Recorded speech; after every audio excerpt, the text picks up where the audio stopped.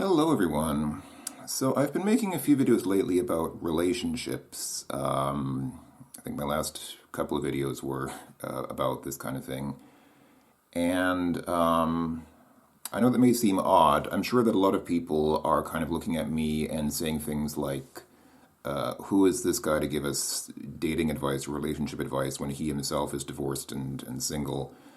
Well, I think that there is value to both sides. I actually was talking to a guy recently who is happily married, or says he's happily married anyway, and we kind of got into a discussion: who's better to give dating advice? Who's better to give advice in relationships? The person who is happily married, or the person who's failed several times, who's been in several relationships that didn't work out? I think there is something to be said for both sides. I think there are lessons to be learned from success, but there are also lessons to be learned from failure.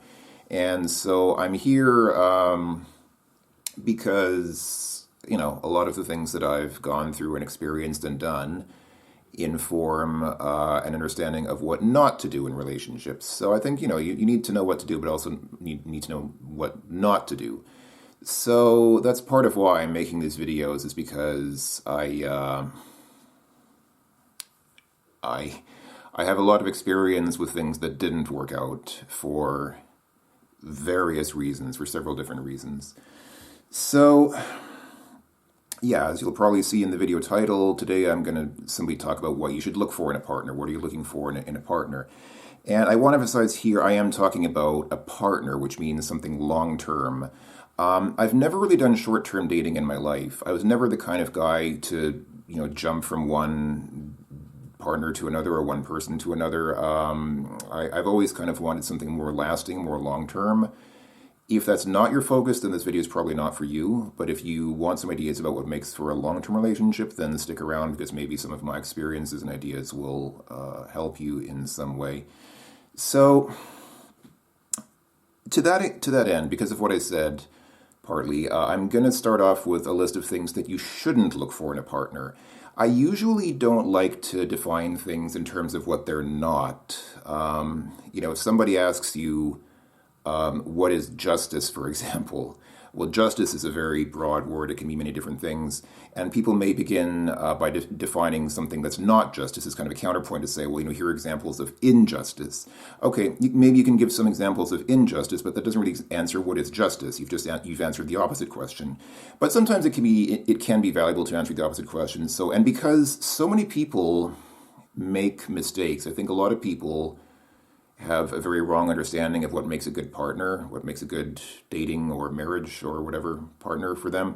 So I'm gonna go ahead and do what I usually don't do and start by defining things in terms of what they're not, in terms of what you should not look for in a partner. Probably first and most obvious thing for most people is appearance. A lot of people just choose partners based on how they look. You like how somebody looks, you find them physically attractive, and I think most of us understand that's not really a good way to look for a partner. Certainly you can feel a physical attraction to someone. I mean, I know what it's like. I also sometimes feel a physical attraction to people, so I understand that. I get that. Yeah, I understand the feeling of being attracted to someone, but that is not something, obviously, that you should base a long-term relationship on. And that includes things like their attributes. Like, a lot of people have a preferred hair color, for example, or eye color. They say, I like people with blue eyes or green eyes, for example. That's great, but you shouldn't date somebody just because you like the color of their eyes. I think that's not going to be something that will make for a good relationship. Even other physical attributes like somebody's body shape, whether they're tall. A lot of people like tall people, or some people like short people. Or things like how they move. Sometimes people like how a person, just a person's physical motion of their body. Or some people like their voice. Like, I get a lot of people who like my voice. A lot of people are interested in me because they like the sound of my voice, which is great. Okay, cool. It's nice that people like my voice. I appreciate it, but that's not what makes for a good long-term relationship. You shouldn't start dating somebody just because you like the sound of their voice. It's a nice bonus if you do. If you find your partner very physically attractive, obviously that's, you should feel attracted to your partner. I mean, you shouldn't date somebody whom you don't feel attracted to at all, probably. But that shouldn't be your sole reason for starting something with somebody, because there are lots of attractive people in the world. There are many attractive people in the world, And picking somebody just for that reason is probably a recipe for a bad relationship. Even something like skin color. I realize most people have a preferred ethnicity. Some people don't want to date outside of their race. Or, at least they'll have some races that they would prefer not to date. I get that. I mean, okay, I'm not going to comment too much on that. That becomes a whole much bigger issue. I understand that you may have preferences for what skin color or what race in general like to date. That's understandable. It's not necessarily a bad thing. It's not bad to have a preference.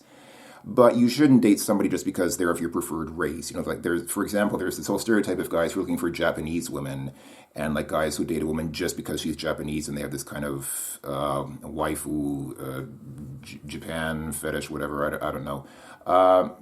If you have a excuse me, if you have a preference for a particular race, that's okay. It's okay to have a preference. And it's not necessarily racist. Don't feel bad about being a racist just because you prefer a certain race for dating. That doesn't necessarily make you racist, but it does mean that you shouldn't date somebody just because they are your preferred race. On that note, stuff that can be tied to race, like religion or politics, those are issues if people make them into issues. A lot of people who are deeply religious, this probably doesn't apply much to the Western world anymore because most people in Western countries are mostly, less religious than they used to be. They don't usually take religion very seriously, although some of them still do. But anyway, a lot of very religious people will say, I won't date someone outside of my religion. If you want to take that stance, you can. That's your choice.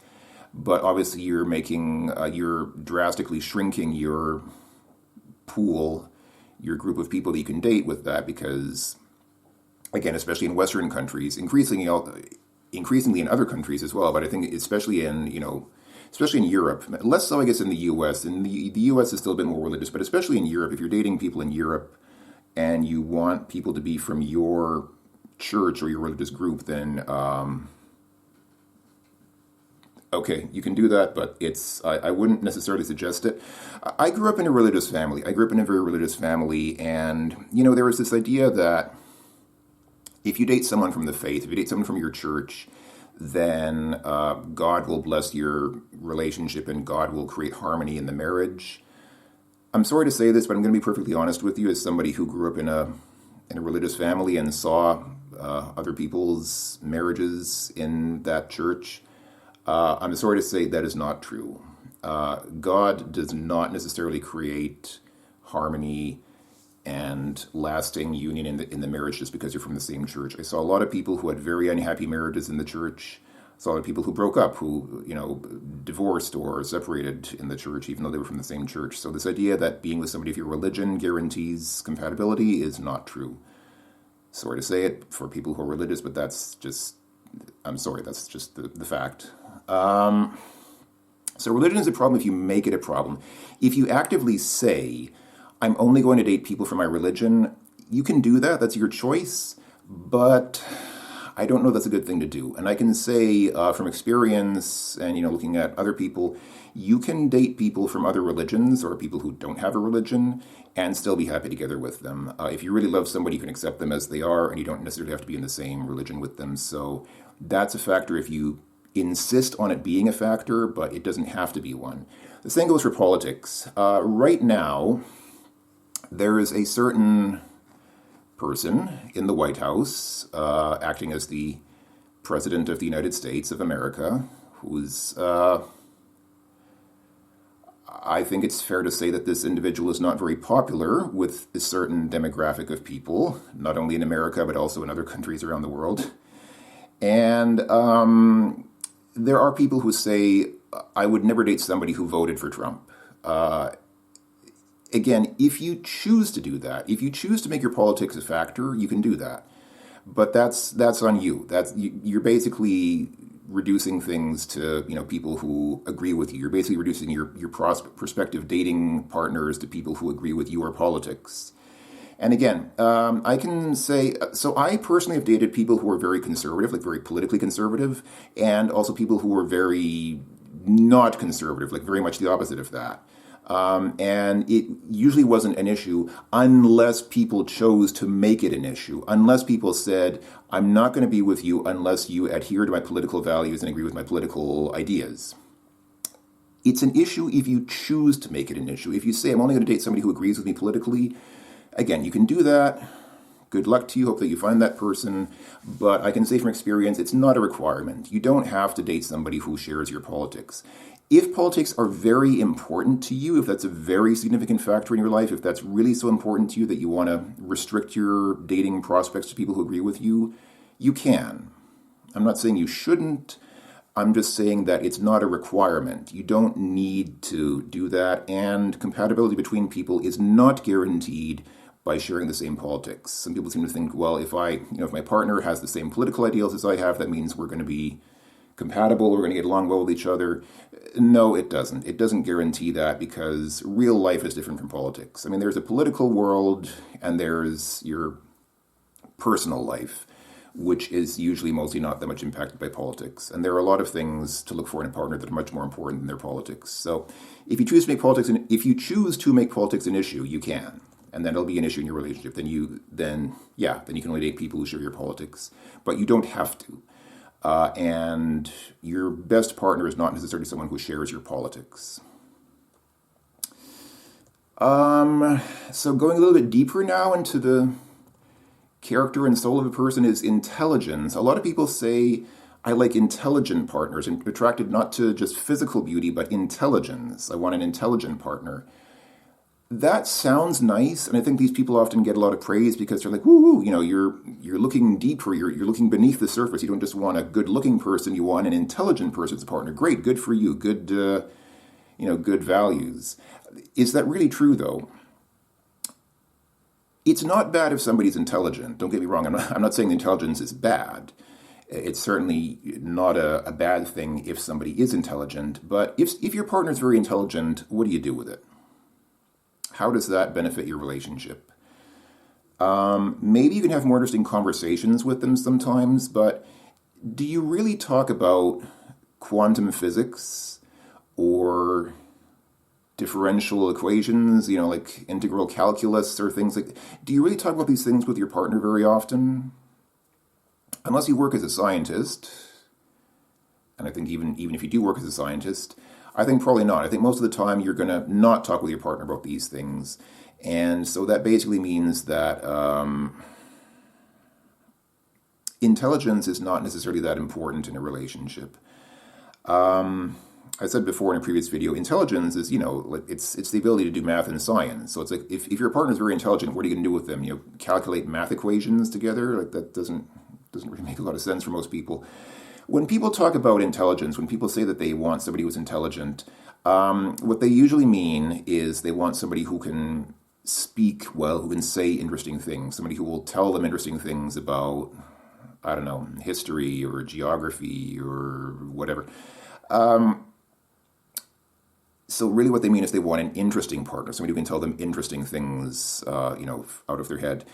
I get that. I also am attracted to interesting people. It's very good if somebody has a lot of interesting things to say. And I think that's something that draws a lot of people to me. People think that, I'm interesting because I can talk about different things and I can talk about different intellectual things in a way that seems kind of intellectually stimulating, and that's great.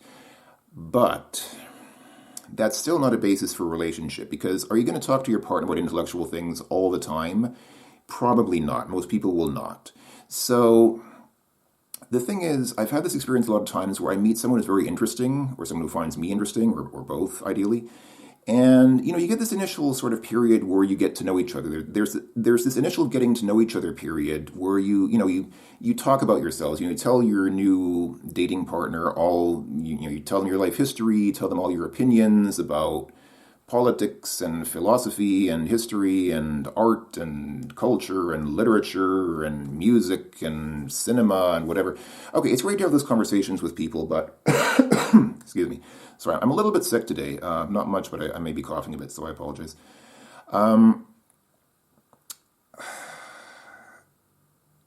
it's good to have those conversations with people. And when you first meet someone, yes, you will go through this whole process of getting to know them and finding out what are their favorite movies, who are their favorite singers, what's their favorite, what are their favorite books, what are their favorite, you can get really detailed. What are your favorite ideas from Hegel? Or what are your things like that. Like I actually sometimes ask people this when I'm dating people. I'll sometimes ask them, what's your favorite idea from Hegel? Not because I necessarily expect a coherent answer, because I realize that a lot of people have not read Hegel or are not familiar with his work, but it's something I ask because I like to see how people respond to that. It's actually a question that I find interesting, because even if people haven't read Hegel, I find it interesting to see what answers they give. Maybe it's not a good question to ask. I'm not saying you should ask that question. It's something I personally do, which is probably not a good thing to do. But, you can have these kinds of conversations with people. They can be very interesting conversations. But after a few weeks or months, after you've gotten to know somebody for, a few months, you'll know these things about them. You'll know their ideas about different political subjects and philosophical subjects and cultural subjects and artistic subjects and whatever. And then the question is, what next? What do you do now? Once you've gotten to know them, once you know all their things, you can't keep asking them, what's your favorite color? What's your favorite book? You can't keep asking these kinds of questions forever. So now, what are you going to ask them instead? What are you going to do with them after that's done? Intelligence is great. It's great to have an intelligent partner. It's again, I think in most cases, it's not a bad thing. There are people who say that, some people don't like intelligent partners. I don't know if that's true. At least I've never experienced that, probably because I don't want to brag, but I guess I am reasonably intelligent. I think I am intelligent. I hope that that's not too proud or too boastful to say. And I do tend to be attracted to intelligent people, so I don't think I've ever really been in a long-term relationship with a not intelligent person. So maybe there are people who dislike intelligence or think that intelligence is a turn off. I don't have personal experience dating those people, so I can't really talk about that. Maybe that's like a whole world that's not known to me. It's like foreign to me, so I can't really say much about that. Maybe there are people who are turned off by intelligence. Maybe there are people who are not attracted to intelligence. But I would say generally, it's not bad if your partner is intelligent. It's not bad if your partner is interesting. It's not bad if you find each other interesting. That's a great thing. But that only goes so far. That's great for short term. In the short term, when you're first getting to know somebody, it provides a lot of fodder for conversation. If you can talk to each other and say, I like this movie, I like this book, I think this way, these are my opinions on whatever, great. When you're getting to know somebody, that's great. But at some point in time, you'll start running out of things to talk about. And so in a long-term relationship, if you want to date in the long term, you need something more than that. You can't base your if you want to be married to somebody for the next 50 years, I realize that may sound unrealistic, but that's what I'm talking about. I'm talking about a lifelong relationship. I'm not talking about a relationship that has a planned expiration date. I'm not talking about a relationship that you're planning to end sometime. I'm talking about a relationship that you're hoping will last the rest of your life. And so if you're hoping for that, then just finding your partner interesting is not enough. That's going to run out at some point. Other things about someone's character, like being nice, being kind, being generous. Again, it's certainly not bad. If your partner is good-hearted, if you have a kind-hearted partner, somebody who is very gentle and sweet and loving and generous and caring, certainly not a bad thing. For most people, there are people who actually appreciate a little cruelty. Actually, there are people who enjoy dating somebody who's a little bit nasty, a little bit. People have preferences again, so maybe you will prefer somebody who's maybe not so nice. I mean, there are people who, there's this cliche, nice people are boring, which is partly true, I guess, sometimes, and partly not true. But I mean, okay, obviously you probably don't want to date an abusive person. Maybe a small handful of people do, but I would say most people don't want to date a cruel or violent or abusive person. Okay, that's fair. It's not bad to want a partner who is kind, a person who is nice and sensitive and empathetic and caring and all these. It's not bad, but again, that's not the basis of the whole relationship. Again, what do you do with that niceness? What do you do with that kindness? That's a good quality. It's a good quality to have in a person, but it's not necessarily a basis to sustain the relationship. Another one is talent. A lot of people are attracted to people who are talented, people who may be good at writing, or people who are musically gifted, people who are good singers, or can play a musical instrument very well. Again, it's nice to have. I understand that. I mean, I do find it attractive when a woman can sing very well. That sure, it's an attractive quality to have for sure. But it's something kind of superficial. It's not something that makes for a good long-term relationship. Maybe you can go to someone's concerts and watch them sing and enjoy that, and clap for them and praise them and give them support. It's a great thing to do. But that in itself isn't really a basis for a relationship.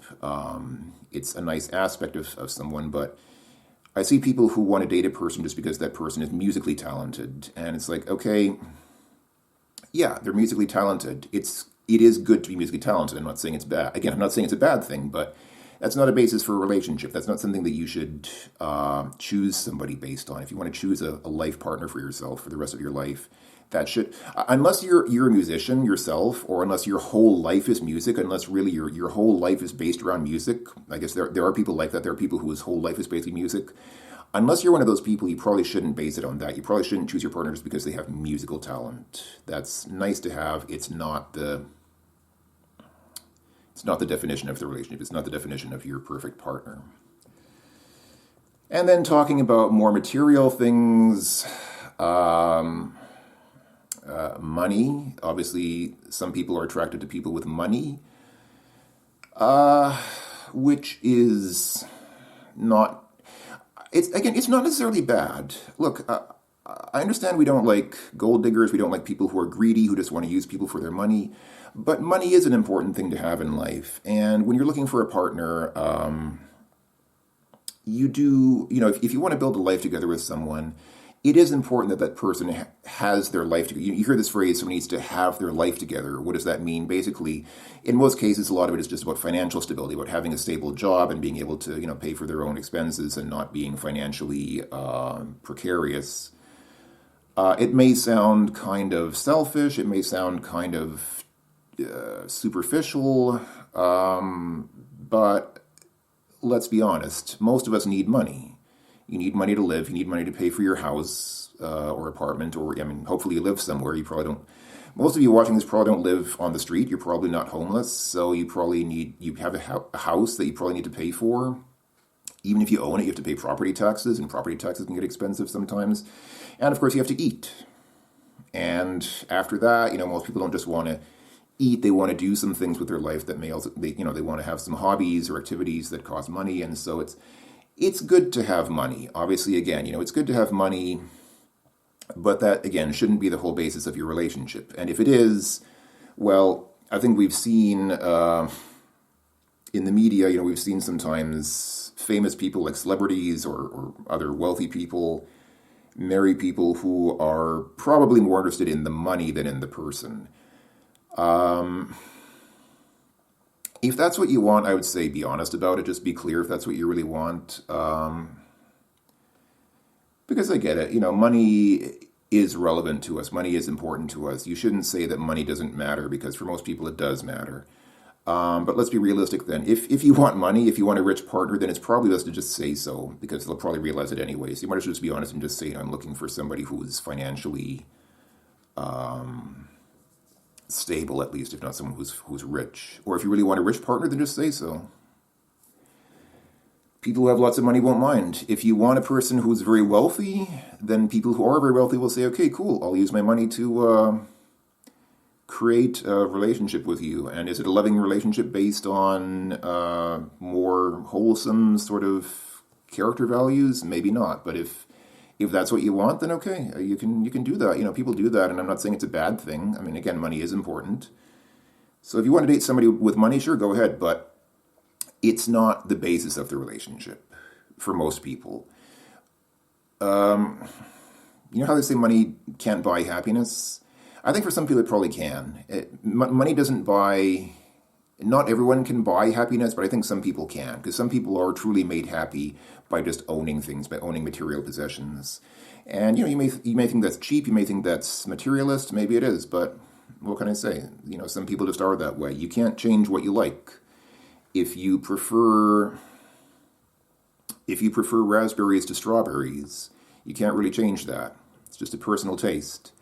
If you prefer having lots of luxurious jewelry or whatever to something else, then that's just your preference. It's just your taste. You probably can't really change that. It's probably, I don't know, maybe it's something you're born with. I don't know. I don't know where these tastes and preferences come from. I don't know why some people love gold and platinum jewelry and other people don't really care about it. I don't know where these preferences come from, but people have them. So if you have them, you might as well just be honest. You might as well just say, I love gold and jewelry. I love expensive cars. I love mansions. I love vacations on the beach. Just be honest. If you're that kind of person, then sure. And if not, then obviously it's not a basis for a relationship. And the other kind of material thing, I say it's a material thing because it is a physical object, is children. I mean, children are not just objects. They're living human beings, but they are still a physical mass. They are, in literal terms, they are physical objects. It's kind of a material thing. A lot of people date because they want children. They're looking for someone to be the other parent of their children. Again, if you if that's really what you want, then just be honest about that. Be very clear about that. Because I myself don't have children. I have never in my life ever wanted children. In all my life, I'm 43 now, and never, ever in my life have I even for a moment had the feeling that I want children. It's not an instinct that I have ever had, which is probably a good thing because I don't think that I'm someone who should be a father for various reasons that I have genetic issues. I have heritable medical problems which means that, they come from DNA. That means they could pass them on to my children. That's one reason. But there are other reasons as well. And at the end of the day, quite frankly, I also just don't want children. And if you don't want them, you probably shouldn't have them because it's a horrible thing for a child to feel unwanted. It's really a horrible thing for a child to have the feeling that they are not wanted by their parents. So that's another reason why I don't think I should be a father, because my children would probably realize at some point in time, Daddy didn't really want us. He just had them because he was trying to make Mommy happy, which is a horrible thing, I think, for a child to feel.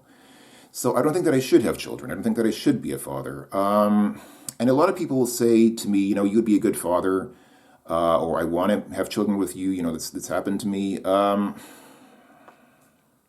sorry. I've never wanted children, and I don't think that I should have children if I don't want them. It's not just being selfish. People might say that's being selfish, like you shouldn't just think of yourself. Think of other people. If other people want children, isn't it being generous? Isn't it doing the right thing to give people children if they want them? Well, no, because again, I think it's bad for the children. It's bad for children if they realize that Daddy doesn't really want us. Daddy doesn't really care about us. He didn't want children. He just did it because Mommy wanted us. I think that's a bad. It's a very bad feeling for children to have when their father.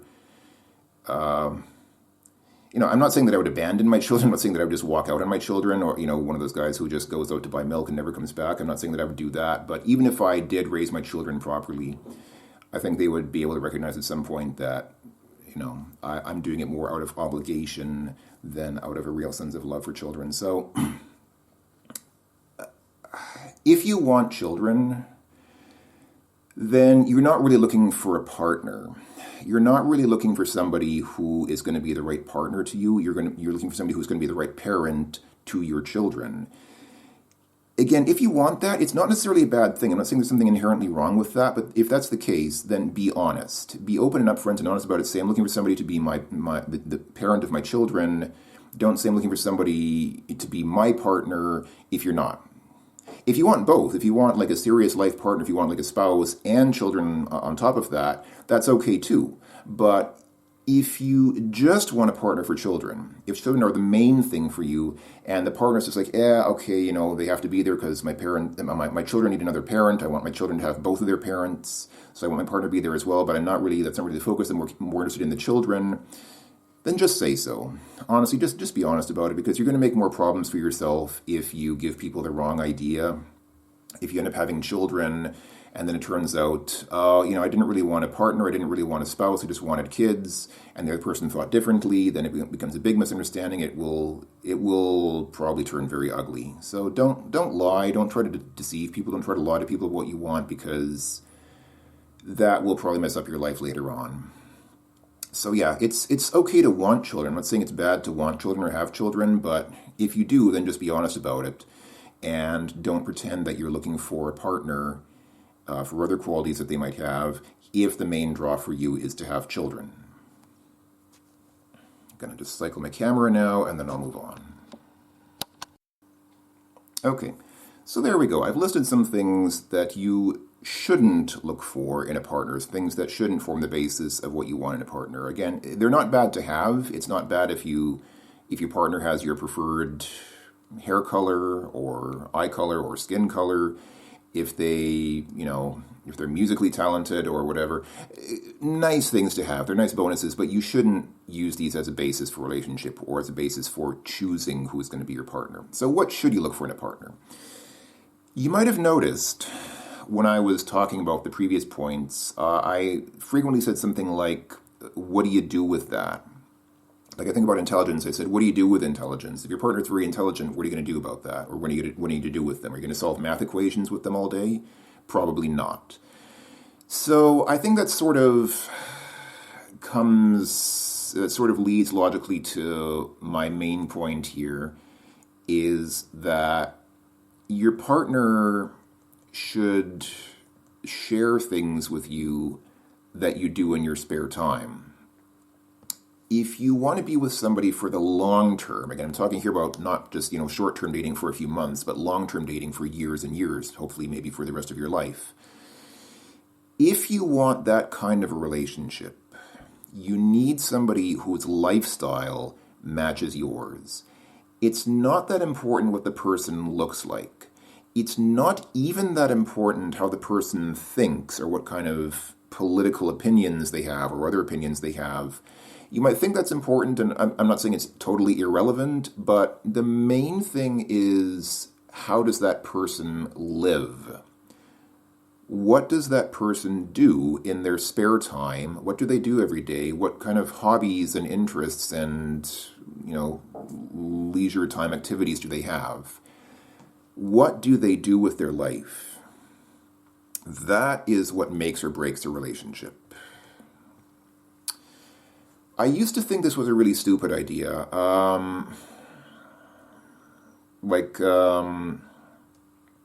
When I was flying planes, I've mentioned in the past, I made a video in the past about how I used to be a student pilot. I was studying to be to be an actual pilot flying airplanes, which is a fun thing to do. But I saw some people who basically said, I only want to date somebody, like in terms of dating, I want to date somebody who's also a pilot. And at the time I thought that was kind of stupid. It's like, it's nice if it's something you can share. It's nice if you're both pilots. It's not a bad thing. But isn't it kind of silly? Isn't it kind of stupid? Isn't it kind of shallow to think, well, I like flying planes, so my partner should also like flying planes, because otherwise I'm not going to date them? It's like, really? Isn't that shallow? Maybe it is shallow, but the problem is, if you're flying planes, that's something that takes a lot of time. You got to drive to the airport, you got to get the plane ready, you've got to, the whole setup and getting ready to go on a flight, and then the actual flight itself usually takes a few hours, because you don't just go flying for like 1 hour, you go flying usually for a few hours at a time. So if you're doing that regularly, it takes up a lot of your spare time. It's pretty time consuming. And if you can't share that with your partner, then that means that you're going to be apart for that time. You're not going to be together for that time. So, or, other things that you do in your spare time, like if you really like to play tennis, for example, if you're a very enthusiastic tennis player, it doesn't mean that your partner has to play tennis. It's not a requirement. But if they don't, then that's something that takes you away from them. Because when you're playing tennis, they're not. They're doing something else. Unless they go with you. I mean, you can go together to tennis games and they can be with you the whole time when you're playing tennis, but are they going to do that every time? Like, is your partner going to come with you to tennis games every time? And if they don't, they don't have to. I talked before in the previous video about how much time together is healthy. Do you need time apart? Is it good for couples to sometimes spend time apart from each other? Maybe it is sometimes. And maybe you shouldn't be together every single second of every single day. Maybe that's not healthy as well. But if you're constantly doing things that take you away from each other, if you're constantly doing your own things, if you're constantly going out in your spare time and doing other things with other people that don't involve your partner, then I kind of have to wonder, what's the point of being in a relationship? what is the point of being in a relationship if you're always going out to play tennis with your friends and your partner is off somewhere else doing something else, not even with you? If you're not doing things together, if you're not sharing your lives together, then what is the point of having a relationship? And for many people, the point is, more about something like financial stability. Like, for many people stay married just because the money's good, because they like, pooling their money, dual income families, they pool their money together so that they can afford a more successful lifestyle. Again, if that's what you want, okay, then you already know what you want. If you just want money, if you want to be with somebody for financial reasons, then okay, great. But I'm here not talking about getting married or being in a relationship for practical things like, having a better financial situation or having children or, I don't know, immigration. Some people get married for immigration purposes. I'm not talking about anything like that. I'm talking about a real relationship. What's a real relationship? A relationship where the focus is on the two people sharing with each other, sharing their lives together, sharing their thoughts and their feelings and their moments and their time and their experiences together. If you're not going to do that, then what's the point of being in a relationship? If you're not going to share your life with your partner, if you're not going to share your time and your experiences with them, then why be in a relationship with them at all? And if you're going to do that, if you're going to share your experiences with each other, you need to be into the same things. Again, like tennis or flying planes. You can have those kinds of hobbies. It's not bad to have hobbies, but if your partner doesn't share your hobbies, those are things that are going to take you away from them. While you're doing those things, your partner's going to be somewhere, alone or with other people, doing other things with other people instead of with you. Then why be in a relationship with them? So,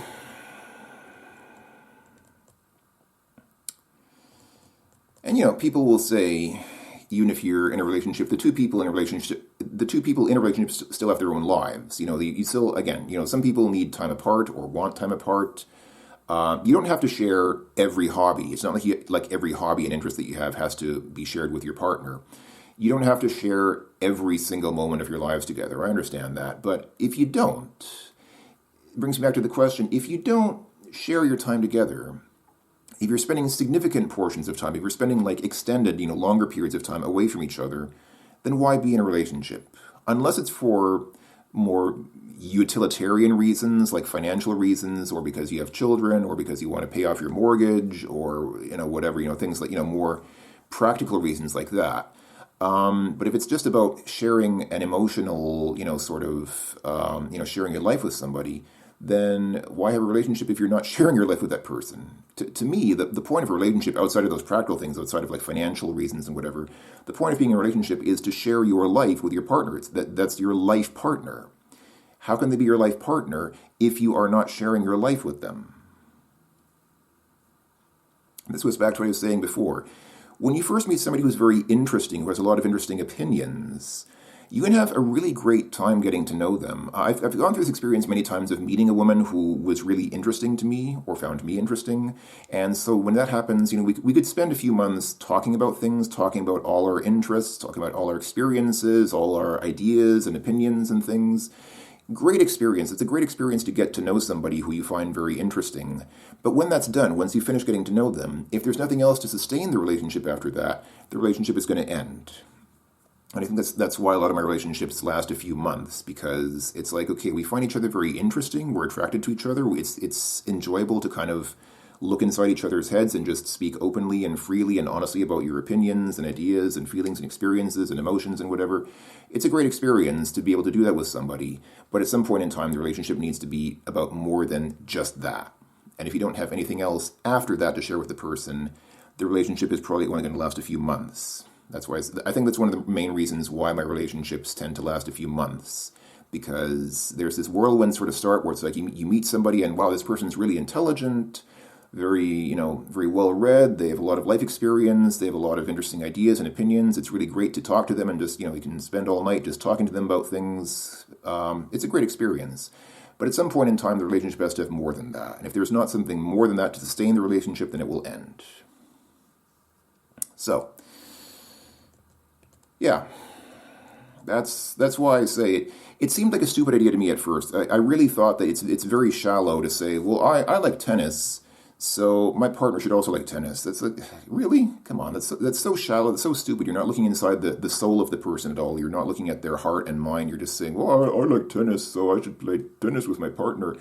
It seems like a stupid idea, but the thing is, long term, after the first few months of the relationship, you can't just sustain the relationship on looking into someone's soul. You can't just like one of my personal catchphrases when I meet people. One of the things that I often tell people is "show me your soul," and what I mean by that is don't try to pretend to be someone you're not. Don't try to impress me. I don't need to be impressed. I'm not here to have you tell me all your amazing accomplishments in your life. Just show me who you really are. I don't need somebody who's got like 5 PhDs in various fields. I don't need somebody who speaks 10 languages. I don't need somebody who speaks or who plays 10 musical instruments, whatever. I don't need to be impressed in this way. It's not what it's about for me. Just show me who you really are, please. That's all I ask for, and that's what I want in a relationship, to be able to really see somebody for who they really are. And that's nice. I'm not saying it's bad, but again, people do things. People have hobbies in their spare time. People do things that are of interest to them. If you can't share those activities with your partner, then that's going to undermine the relationship, because you're going to be doing a lot of things without them. You're going to be spending a lot of time away from them. If that's fine for you, if that's okay for you, like if you and your partner both agree and say, we're okay with spending long stretches of time apart from each other, if that's okay with you and it works out for you, then okay, sure, you can do that. But I think that long term that will tend to jeopardize the relationship, because again, if you're not spending time together, then why be in a relationship? At some point in time, somebody's going to say, why are we even together? We don't do things together. We don't spend much time together. Why are we even in a relationship? Which I think is a valid question. Why are we together if we don't do things together? I think that's one of the reasons why I'm still single now, because I don't do a lot of things. So if you know my other channel, I don't know how many. I think most of you folks probably know me from my other YouTube channel, which I started originally, which is about computer games, and I think most people from that channel probably found their way to this channel just from there. So most of you probably knew me first as a guy who plays old computer games. That's something that I've always tended to do. Ever since I was a child, I've been a gamer. I like to play computer games, which is not bad, but I think we're all aware computer games have always been kind of a guy thing. Even now, I mean, there are more women now playing computer games than there were in like the 1980s. Like when video games really became a thing, like in the 1980s, it was pretty much solely the domain of boys. And so that's why you had so many games that appealed to like, teenage boy sort of things, like sex and violence, whatever. There are more women now playing video games and computer games, but the industry is still heavily sort of slanted towards guys. It's still mostly a guy thing. And so, I'm not saying that I necessarily have to date a woman who plays computer games, but it is something that I do. It is something that I tend to, for better or for worse, maybe it's not a good thing, but let's be honest, it is something that I tend to do a lot in my spare time. And so ideally, that's something that I should be able to share with my partner, because I don't do a lot of stuff. I don't go out much. Like I don't often go out to, to the movies or to concerts or to, excuse me, or to parties or things like that. So if I'm with a woman, if I have a girlfriend, what do we do together? I don't watch TV much. I don't watch movies much. And if you do, I mean, like if the whole basis of your relationship is, watching TV together, you can do that with almost anyone. You can watch TV with almost anyone. And that's why so many relationships just kind of fall into this pattern of, it's like, you go to work, you go home, and then at home you just watch TV with your partner or spouse until it's time to go to sleep. And that's most of the relationship. A lot of people do watch TV, and the TV kind of forms the basis of their life and what they do in their spare time. If you live that way, and if you're happy living that way, if you're satisfied living that way, then I guess that's okay. I mean, I don't personally like the idea, but I'm not here to tell you how you should live your life. It's not for me to tell you what you should do with your personal time. If you're happy with your life just watching TV, if that's all you want to do, and you're happy living that way, then sure, get a partner with whom you can watch TV, and that's something you can share with them for maybe the rest of your lives together, and maybe that'll be enough. If that's enough for you, then okay, all right.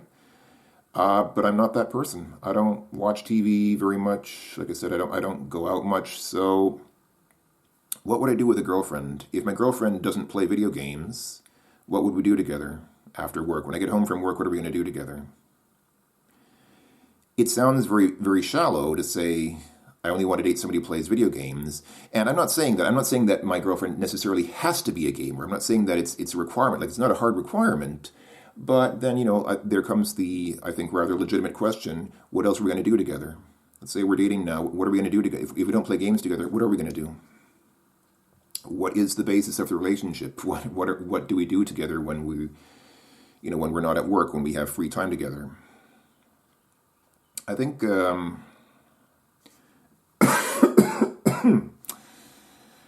I think people get these ideas about introversion and extroversion wrong.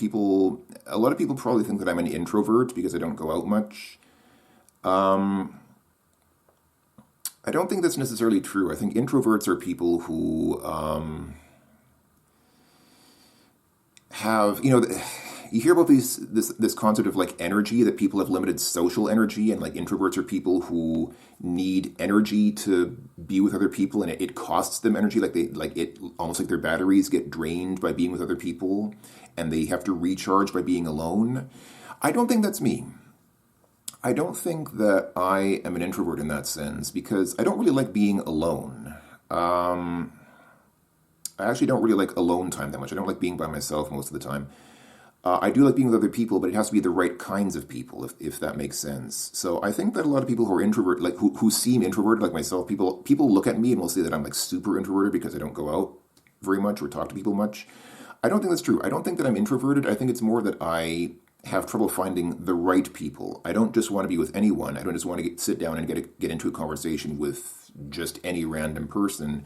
It has to be somebody with whom I feel like some kind of connection for whatever reason, some kind of personal connection, whether it's an intellectual connection or whatever, just some kind of something that connects me to a person, not necessarily as a partner, but even as a friend. Like, it's hard for me to really make good friends, because a friend, even just a friend, should be somebody that you have some kind of something in common with. And I often find I don't have a lot in common with people. So I don't think that I'm really introverted, because if I get into a conversation with people about something that I am interested in and enjoy talking about, I can actually be very talkative. I can talk for hours. I mean, if you see these videos, you look at these YouTube videos, I will talk for hours and hours about a topic that I think is interesting. I have no problem with talking. I'm not shy. Like, people think that I might be, self-conscious or have sociophobia or be, shy, whatever. I don't think so. I don't think that I don't think I'm that shy. I don't think that it drains my energy to be with other people. I don't think that that's the case. I think it's just that I don't talk to people much because I don't often meet people that I can really talk to things about. People want to talk about TV shows, and again, I don't watch TV, so I can't really tell you my opinion about the latest episode of whatever show is popular now, or other pop media like movies, music. People often will talk about bands that they like, or singers that they like. Some singer just released their new album, or I'm going to go with some concert, whatever. Sure, I like music, but it's not something that really forms that huge of a basis of my life. It's not that big of a thing in my life. I sometimes listen to music, but I don't go to concerts much. I don't buy new albums much. When I listen to music, often it's music from like 30 years ago, so I don't have much new to say. I can't really talk about music very much. It's not something I can talk about. So, when I go to these places where other people are around, it's not that I'm shy. It's not that I'm scared or nervous at being around other people. It's not that I, want to be alone. It's not something like that. I don't think that I'm introverted. I just think that if you're with people who are not, who don't sort of have this chemistry with you, if you're with people who are not on your wavelength, then you're probably not going to have much to say to them. And that's kind of the thing, you need to find your people. You need to find people who kind of understand you, because it is a wonderful feeling to be understood. It is a wonderful feeling when you feel like you're misunderstood and nobody understands you, nobody appreciates you, and then finally you meet a person who actually understands you, who kind of gets you because they're kind of the same way. That is a wonderful feeling. And a lot of relationships start on that basis. A lot of relationships start because people feel that this person understands me in a way that other people don't. It is a wonderful feeling, and that is, that can be the basis for a friendship.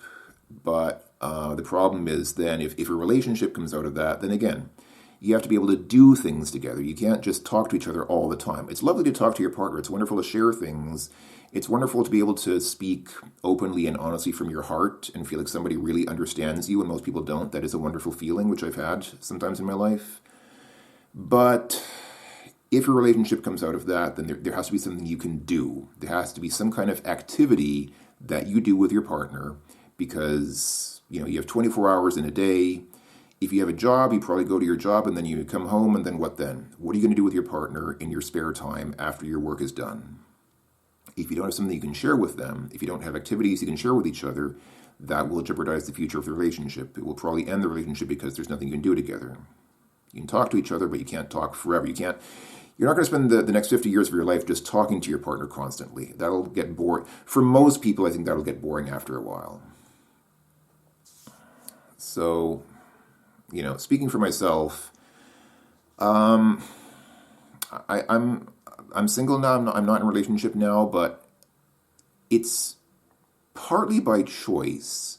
When I say that, I don't mean that I want to be single. I would prefer to be in a relationship if I could be, but I think there are women whom I could date if I wanted to. I think I personally know more than one woman whom, if I asked her out, like if I sincerely said, would you go out with me, she would probably say yes. So there are women that I could date, but I think as I've gotten older, my failures in the past, like I said, I've had a lot of failures, and I've learned from them. I've learned things that don't work for me. I've learned things that don't work in a relationship. There are women that I could go out with, but the question is, after the initial few dates, after the first few dates where maybe go to a restaurant and have dinner together, or whatever. Okay, that's fine for a first few dates, but after that, what are you going to do together if you see each other every day or almost every day? At least pretty regularly. What are you going to do together? Watch TV? Okay, again, if that's all you do, then fine, you can do that. If you're satisfied just watching TV together, if that's your life, then okay, sure. Go out to places like museums. I mean, look, I like museums. Sure, I have no problem going to museums or art galleries or things like that. It's not. I mean, I actually like it. I like museums. That's something you can do on a date. But if you're in a long-term relationship, if you're really in the kind of more advanced stages of a relationship where the relationship's no longer just getting started, how often do you go to a museum? You don't go to a museum every day. I can't even remember the last time I was in a museum. I don't even go to a museum every month. I don't even go once a month. I think the last time I was in a museum was sometime last year. So, museums are great, but it's not something you can do every day. So, it's nice to go to museums. It's nice to do that kind of thing. But my point is, what are you going to do every day with your partner? If you get into a relationship with somebody after the first few dates, what are you going to do with them after that?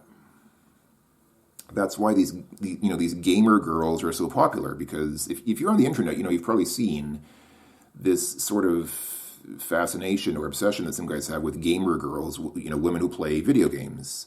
And if you're not a gamer yourself, you might wonder, what's the big deal? Why is that so special? Why is that so important? Why is that so attractive? Isn't it kind of childish? Isn't it kind of emotionally immature to expect that your partner should play video games?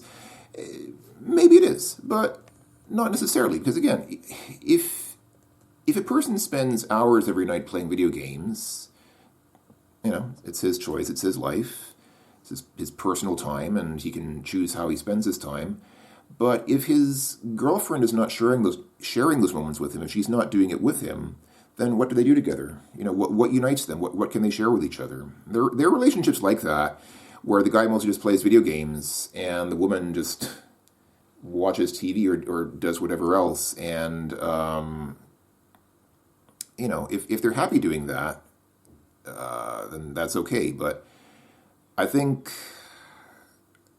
it's like people say we can do our own thing. You can have different hobbies. The one person can go and do this hobby, and the other person can do their own hobby, and they can spend time apart with each other.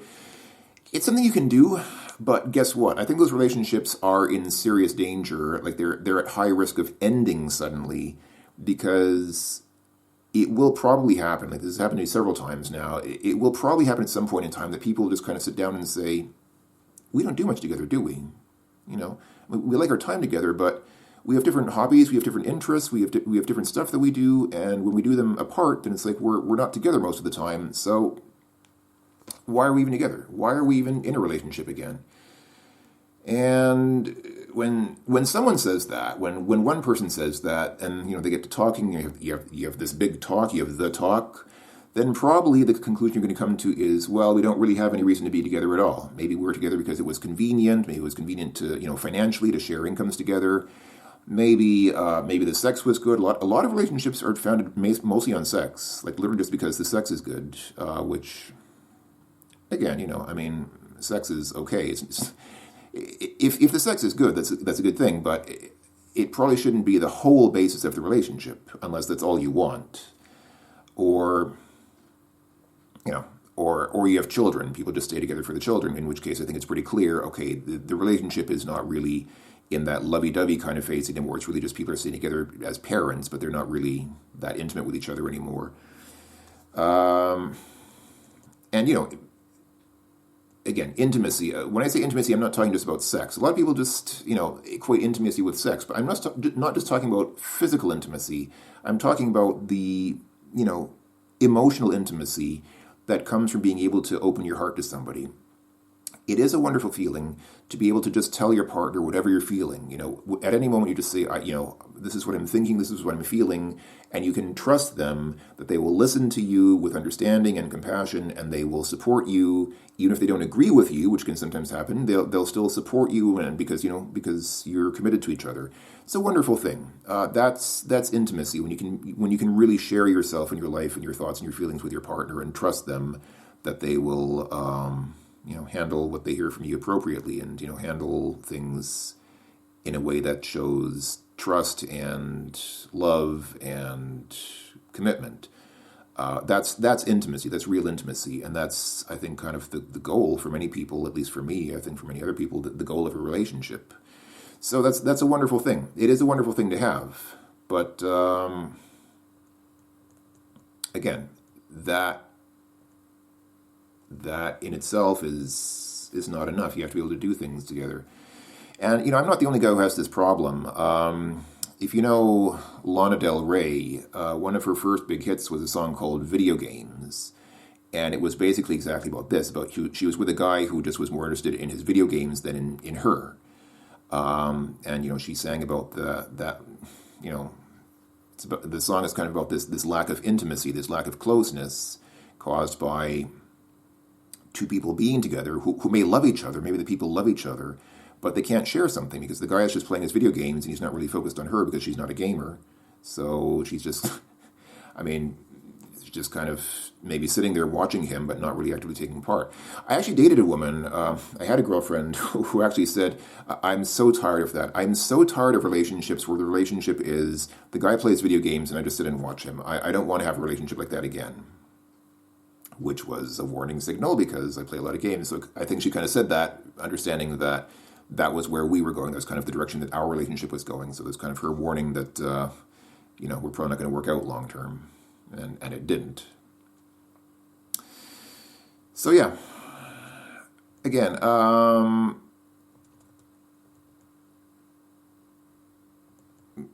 you don't have to share everything with your partner. You don't have to share like every single activity or every single hobby or every single interest. I understand that's not necessarily realistic. But in the end, if you're spending a lot of time away from your partner, there'll always be the question, why are we even together? It doesn't really make sense to be with a person if your lifestyle is not compatible with theirs. I talked about compatible politics, talked about compatible opinions on things, politics, philosophy, whatever. Those are nice to have. It's nice if you share political values with your partner, but at the end of the day, what really gives the relationship long-term traction is sharing activities and time together.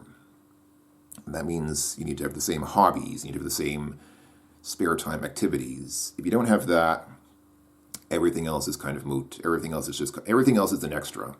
Everything else is nice to have, but if you don't have that foundation, if you don't have the foundation of sharing time together with things that you enjoy doing together, then the relationship has no foundation. There's no. If you can't do that, then there is no relationship. If you can't share moments and activities and interests together with each other.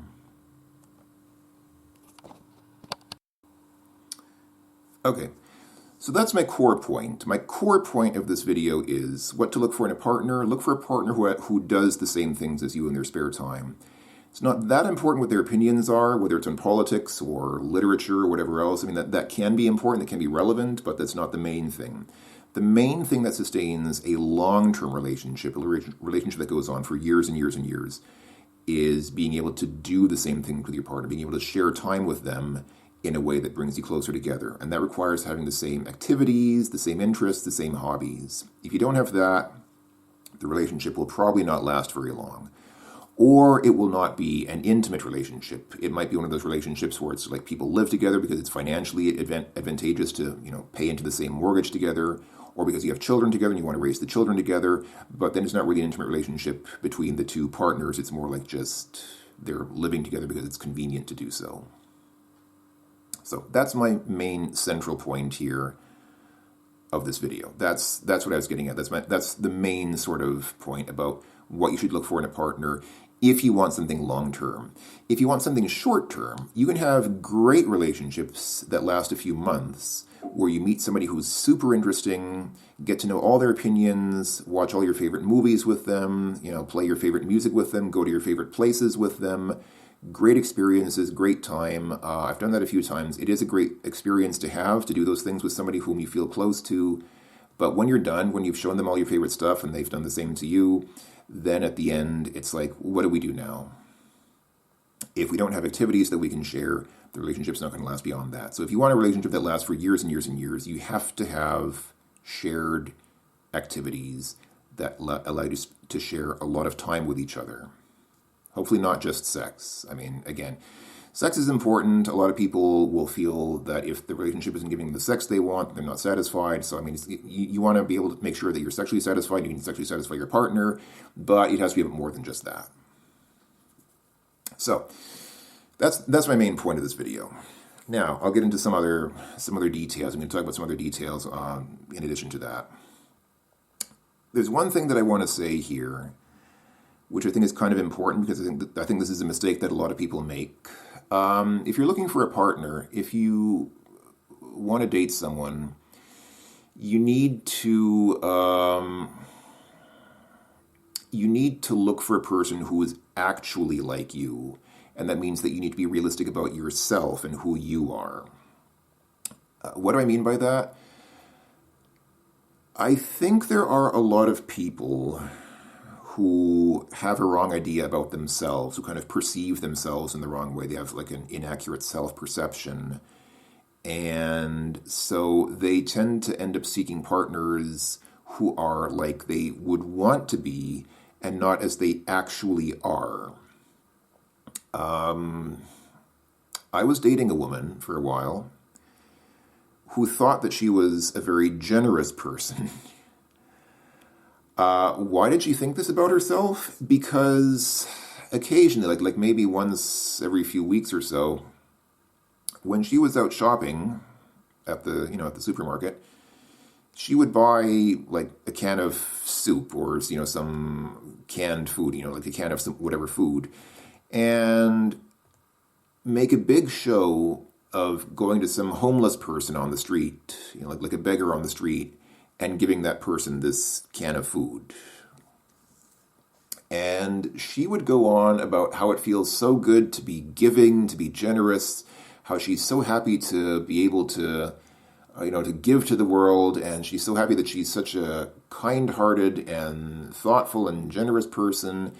And I didn't really have the heart to tell her, look, you know what? You're actually one of the most selfish, delusional egomaniacs I've ever met in my life, which would have been the truth. But I didn't tell her that because I don't think she would have really gotten it. She was just, frankly, her self-perception, her perception of herself was wildly inaccurate. And I don't think that I could have gotten her to see things my way. I mean, I'm not saying that I was right, like you can't necessarily say that, well, I'm right, you're wrong, because it may be that you're wrong. Sometimes you can feel like you're right without actually being right. So I didn't want to just tell her, look, you're wrong about yourself. Let me tell you the truth. I will say that other people who knew her shared my opinion of her, so I'm inclined to think, because other people who knew her also felt the way that I did about her, I'm inclined to think that I was probably right, since everyone agreed with me and not with her. But at the end of the day, it's all about perceptions. But my point is, I do not think that this woman was generous. In fact, I think she was the farthest thing from generous. She was absolutely narcissistic, absolutely egomaniacal, absolutely focused on herself and her own wants and needs. But she did this thing with the can of soup to make herself feel like she was generous. She did that more for herself than for those homeless people that she was giving the food to. She did it for herself so that she could allow herself to feel like she was a generous, kind-hearted, warm, loving, caring, non-selfish person. So my point here is people often have a very wrong idea about themselves. And you see this sometimes if you're on dating sites. Like, I'm not active on dating sites now, but I have been in the past. And it was sometimes interesting to see, like, you could see people describing themselves, like people writing about themselves, and it was so blatantly obvious from what they said, like just from the things they said about themselves, that the conclusions they reached about themselves were wrong. Okay, it's hard to judge a person. I know you say, don't judge lest you be judged. I understand that, but if you're looking to date somebody, if you want to date someone, if you're looking for a person to make your life partner, you kind of have to make the decision, am I going to trust this person? Am I going to devote my life to this person? You kind of have to judge them on some level. I'm not saying that, this person was a bad person. Like this woman with the can of soup. I'm not saying she was a bad person. She had some good qualities, and I dated her for a while because she was actually a pretty cool person. Like, even though she was very selfish, she was still a lot of fun to be with because she was fun. So it was actually a good experience being with her, but she was not someone that I could really seriously consider as a long-term partner because she was very delusional about herself. She was very unaware of who and what she actually was, and I felt that I couldn't really trust her. And I still feel that way today. So I think I made the right decision in not turning it into something long-term. But, the experiences that I had with her were nice for a while. And I don't think she was a bad person. She just wasn't someone that I wanted to be with. So my point is that people sometimes perceive themselves as exactly the opposite of what they really are, because they sort of subconsciously, they have a complex. They think, "Ooh, I don't want to be selfish. I feel bad about being selfish. So I'm going to do something to show that I'm generous, to show that I'm not selfish. And then I can tell everyone, yeah, I'm such a not selfish person. See how generous I am? And I'm going to tell myself, yeah, you go. You're not selfish because you, like, once a month you give like a can of food to some random beggar on the street, and that means you're not selfish." So people often have very wrong ideas about themselves. They often have a completely wrong self-perception. Or about how other people, like, often they don't understand how other people perceive them. Sometimes you think that other people perceive you in this way when they really don't. So if you're going to date somebody, a mistake that a lot of people make is they look for a partner who is how they imagine themselves to be, not how they actually are. If you think you're suffering from inaccurate self-perception, if you think that you might be wrong about yourself, which you probably are, because most people have some wrong ideas about themselves. Even if you're pretty self-aware, most people have some blind spots. Most people have some things in themselves that they don't recognize. Try as much as you can, if you're close to people, try as much as you can to ask their honest opinions about you. If you have friends, like if you have close friends that you can talk to and know them, if you've known them well for a while, I've kind of gotten to know them really well at kind of a deeper level, Try to ask your friends, just give me your honest opinion. Give me your very honest opinion of me. Do you think I'm generous or not? Do you think I'm interesting or not? Do you think I'm, whatever. Just tell me your very honest opinion of me, because I might have wrong ideas about myself. I might see myself differently from how other people perceive me. It's very important, I think, if you're dating, to understand how other people perceive you. Not how you perceive yourself, because people will often lie to themselves unconsciously about how they really are.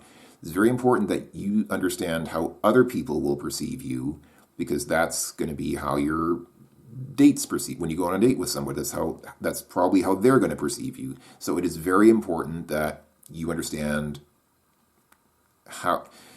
There was that song, Pepper. Some of you might remember the song Pepper from the Butthole Surfers from like the 1990s. There is the chorus ends with the line, "You never know how you look in other people's eyes." True. You never know. You never really know what other people think of you, how other people perceive you. That's why it's important, to the best that you can. I mean, I realize some people might not have friends that they can ask questions from like this, but to the best that you can, try as much as you can to get other people's impressions of you, and just tell them, please just tell me what you really think of me. Just please be honest with me. Don't try to flatter me or compliment me. Just tell me, please, what you really honestly think of me, because it's important that I understand how other people perceive me. If you can do that, that'll help a lot. But understand that your impression of yourself might be wrong. So don't look for people who are as you think you are or as you imagine yourself to be. Make sure that you look for people who are as you really are. A similar mistake that people often make, kind of a related thing, I think, is people look for partners who are how they want to be, because they think that the partner can change them into that kind of a person. A common example, I think, is physical fitness. So if you have a fitness routine, like if you go jogging or you go to the gym or whatever, but you have problems with motivation, you don't feel motivated to go to the gym or jogging or whatever. Some people have the idea, I should get a partner who does that as well, because that will kind of motivate me. That will give me motivation to do it. I want to date somebody who is really into fitness, because that will motivate me to get into fitness as well. You can probably see where this is going. I think if you've kind of been watching up to this point, you probably already know what I'm going to say now, which is that it probably doesn't work, because if you lack the motivation to go to the gym now, and you start dating somebody who really loves going to the gym, what's going to happen? They're going to continue going to the gym because they like doing it, and you're going to continue not going to the gym because you don't really want to do that. And what's going to happen is your partner is going to be mad because you don't go to the gym with them, and you're going to feel bad because you don't go to the gym with them.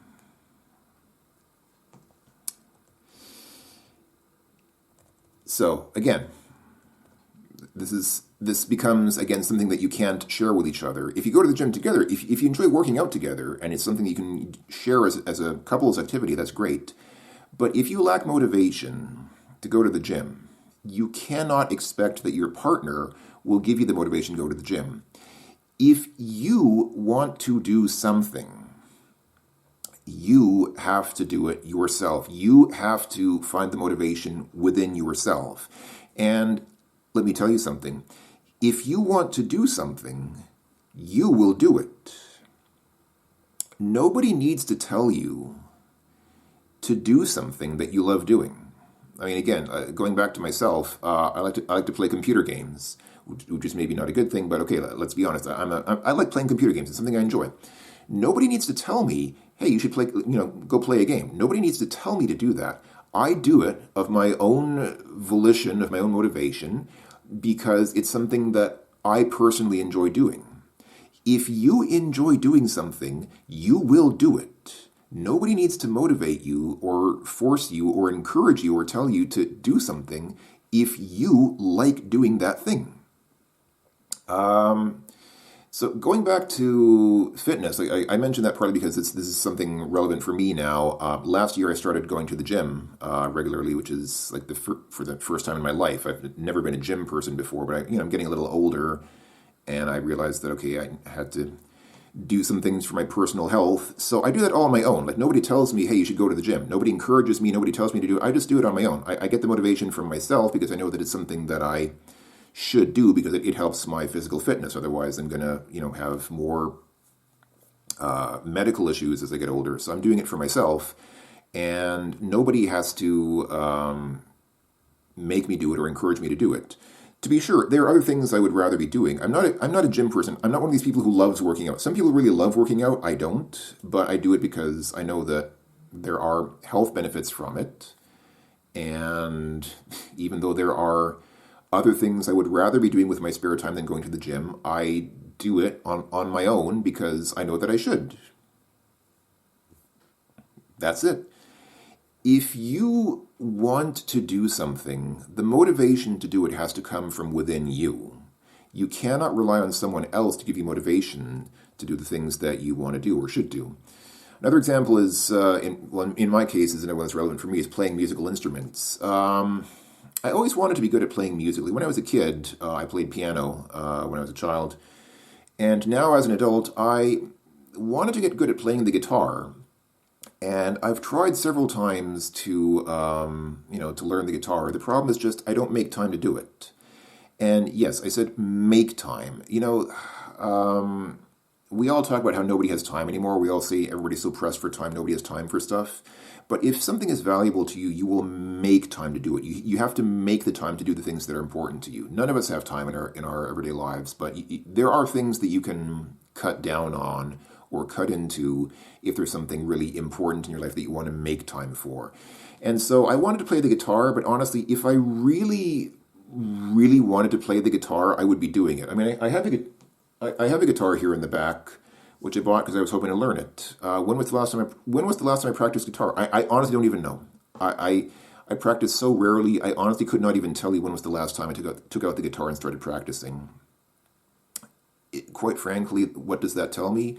It's just not, excuse me, it's just not important enough to me.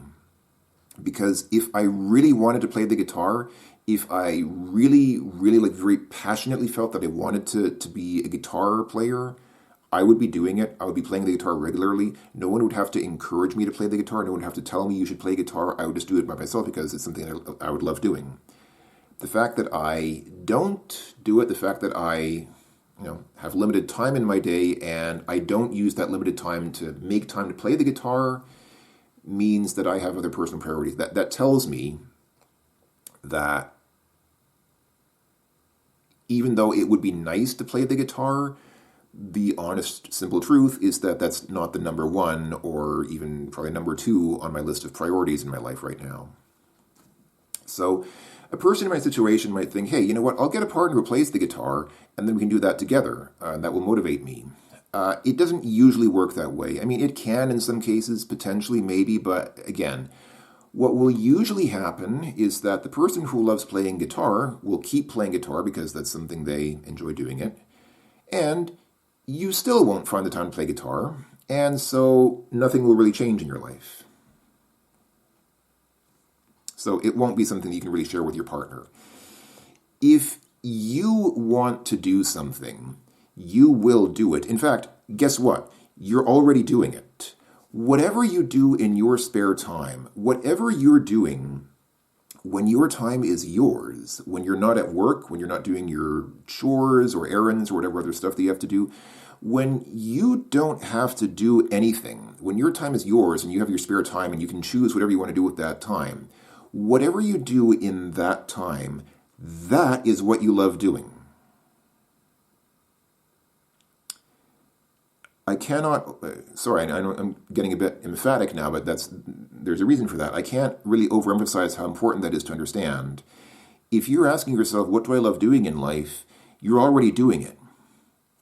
When you have spare time, I hope that, most people hopefully have some spare time where they can choose what they want to do.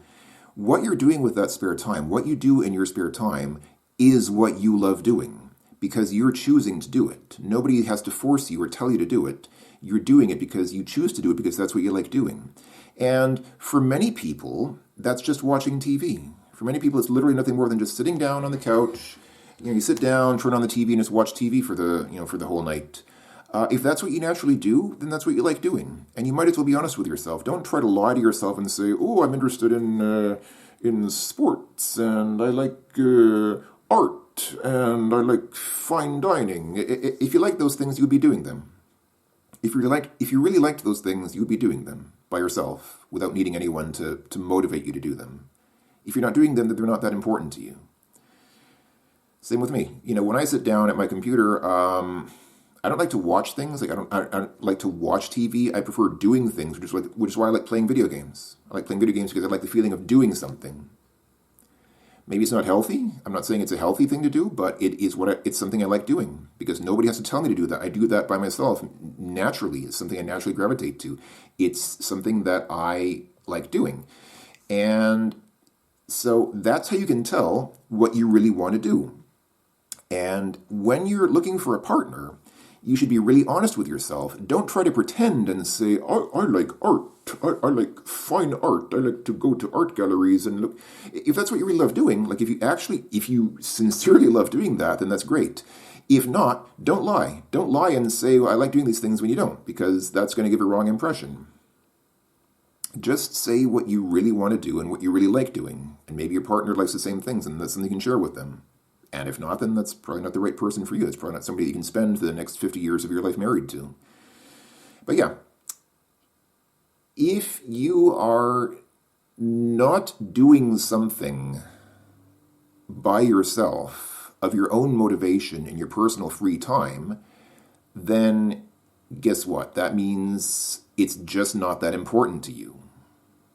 And having a partner is not going to change that.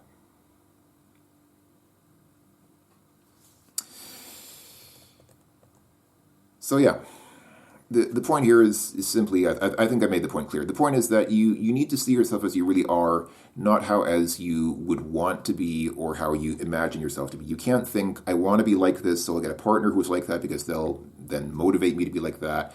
It doesn't work like that. You have to get the motivation from yourself. You have to find the motivation within yourself. You cannot rely on the motivation coming from someone else. In some cases, it can help to have motivation from a partner. I mean, it can be of some limited help, but if you really are lacking in the motivation yourself, then having a partner is not going to help you. And it will make problems in the relationship because, again, your partner's going to do that thing that you were hoping to do, you won't do it, and now you're both going to be upset because you're not sharing time together. They're doing something that you're not sharing with them. You're doing whatever else that you're not sharing with them, and it's like it creates a rift. It creates distance. It pulls people apart. So, same thing with what I was saying about before about the can of soup. Don't lie to yourself and try to get yourself to think that you're a very or get other people to think that you're a very generous person if you're not. Is it good to be generous? Yeah, sure. But if you're not, then don't lie about it. At least be honest enough with yourself and with other people to say what you really are. And this is kind of the central point here. I think this is maybe the single most important thing that I want you to understand about this.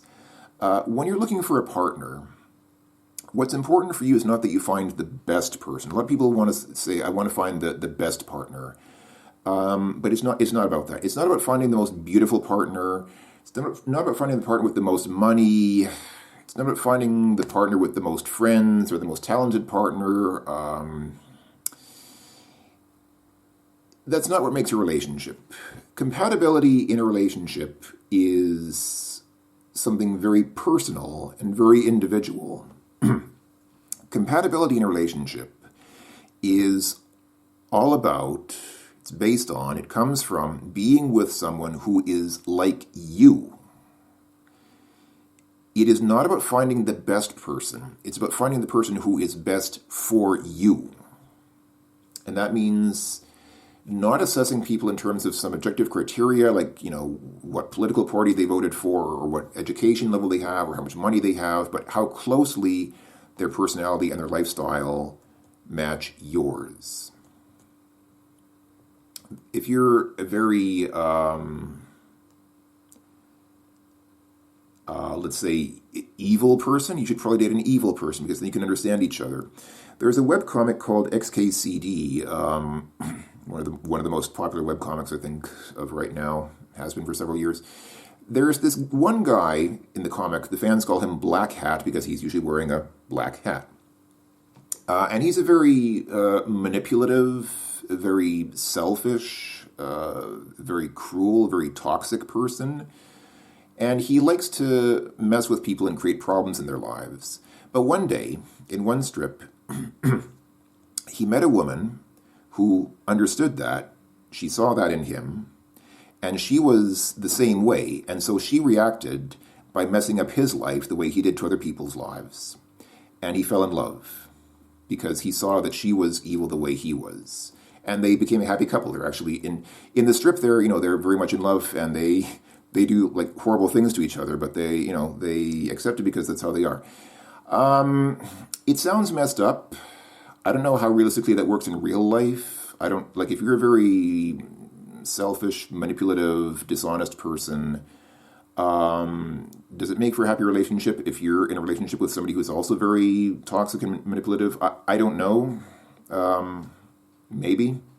But the point is that you should be with somebody who's like you. If you are a very selfish person, you should not think, hey, I'm going to date somebody who's really generous because they will motivate me to be generous, and I'll become a nice and generous and kind-hearted, giving person. Just be honest with yourself. If you're selfish, you should just marry somebody who's selfish too, because you'll understand each other better. You'll understand how the other person thinks. You'll understand how each other think. You'll understand each other's reasons for doing things. And you won't be in any position to judge. You won't be in any position to like sanctimoniously tell the other person, you're a bad person because because you do the same things. Like I was in a relationship like that. I was in a relationship with somebody who, like, every time I complained about something that she did, she would right away cite an example of where I did the same thing. It sounds toxic. It may be toxic. I'm not saying that's an ideal relationship. Maybe that's not the healthiest kind of relationship to be in. But my point here is that you should not seek people on their objective qualities. Do not seek the best person based on some kind of objective ranking. Seek similarity. Seek somebody who's like you, because the single biggest predictor of relationship success is similarity between people. The single biggest factor in making relationships last is how similar the two people are to each other. So seek somebody who's like you, even if they're toxic, even if they're messed up. If you're the same way, then you might as well be together because at least you understand each other. Okay. So I'm going to go ahead and I think start to close with what will probably be my last point here about friends. Friends as opposed to relationship partners. I think that it is possible for men and women to be just friends. Some years ago, I had a coworker at work who was really attractive. She was a good-looking woman. But what's funny is that I never really thought about how good-looking she was until someone else mentioned it to me. One of my male coworkers was talking to me, and he said, "She's really hot. You're lucky that you can sit next to her all day at work." And I kind of thought about it, and I realized, yeah, she is hot. I just somehow I never really thought about it because I wasn't attracted to her at all. And it's funny because we got along well, like not only as coworkers, but even as friends. Like sometimes, like a few times after work, like we would go out to meet with friends or, go out and do stuff. But I never really thought of those outings as dates because she wasn't my type at all. And I don't think she did either. I don't think she was hoping to get with me. I really think this was just like something friendly. And I remember she wasn't just good looking. She was really well educated. Like she was very intelligent, and she was a very kind person. She was very gentle, very compassionate, very very friendly. She had so many good qualities, but I was just never attracted to her because she didn't have any commonality with me. Like she didn't have my personality at all. So she was a very good person, and I'm sure she would be a good wife for someone else. I hope that she is happily married. I'm not in contact with her anymore, and this was like years ago, so I don't know what she's doing now or where she is now. I hope that she did marry a good guy and that she's happily married. That's my hope for her. But it never entered into my head to marry her or even to be romantic with her because I just saw very clearly that she wasn't, she wasn't my type. She was not the kind of person who really had a lot in common with me. So this goes back to what I've been saying the whole time. It's not about being with the most beautiful person or the most intelligent person or whatever, or the most successful person or most prestigious person. It's about being with somebody who's right for you. And when you meet someone, you can usually tell fairly quickly, like within at least a few hours, I would say, if not within a few minutes, you can usually tell if you can have some deeper connection with them. You can usually tell if you'll feel some kind of, deeper intimacy with them. And again, I'm not talking about sex. I'm not talking about, I'm talking about like emotional intimacy. Intimacy in the sense that you can talk to that person openly and freely and show yourself to that person without having to, wear these masks that we sometimes wear in public.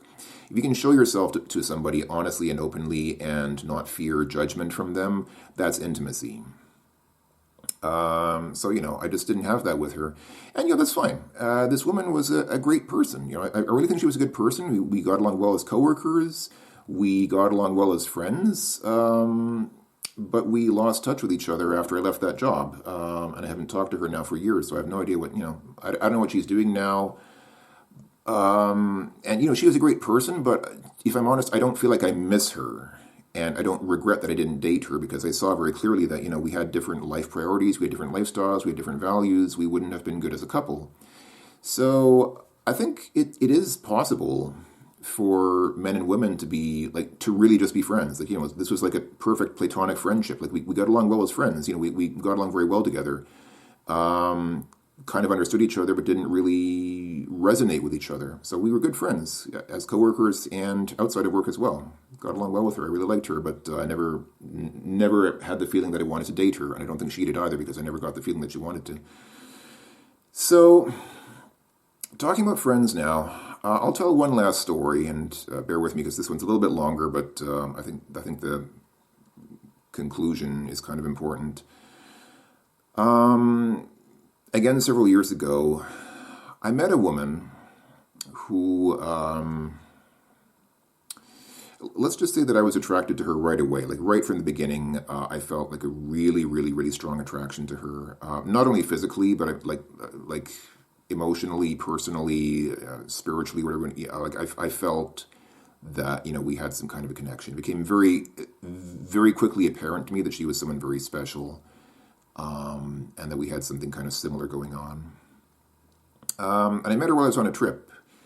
So because I was on vacation and I didn't have anything else to do, we ended up spending a couple of days together. So I spent a couple of days with this woman. And we didn't have sex, by the way. I say that because I know that a lot of people are just going to say, oh, you had some, spent like 2 days of having crazy, wild sex together. No, it wasn't like that at all. We didn't do that. No, it just, we just walked around the city and talked to each other, and we could talk so openly and so honestly. We told each other about all the things that, you probably wouldn't share with most people. Like there are some things that you probably wouldn't tell most people, but I just never felt that I had to hide anything from her. I just told her everything about myself that, I probably wouldn't reveal to most people, and she understood, and she did the same.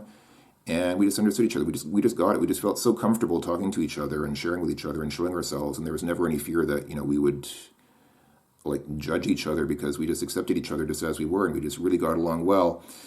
So yeah, we just walked around for a couple of days and just talked. That's literally all we did. We just talked nonstop. And we had so much to say to each other. So when it was over and we had to go back home, I was very sure that I wanted something more with this woman. And so I asked her when I could see her again. And she knew, like, she got it. She understood that I was attracted to her. She understood what I was saying. But she just said, there's no point to it. I've been in love before, and this isn't it. I think I've told this story before. I think in my previous video about differences between men and women in dating, I think I told this. I think I mentioned this woman in that video. Anyway, yeah. So this woman, I actually just coincidentally met her again just a couple of weeks ago. We have some mutual, like, we know some people in common. We have some mutual friends. And one of our mutual friends was having their 30th birthday party, and so it was, it was a big deal. Ooh, turning 30, big party. So I went to the party, and by chance I met that woman there again. And we hadn't seen each other in well over 5 years. But we both remembered each other. We had not forgotten each other. And so, we took some time to sit down. We kind of sat down together and got caught up, talked about what we'd been doing in our lives. And she told me that in the intervening 5 years since we had first met, she told me, I fell so deeply in love with this guy that I knew.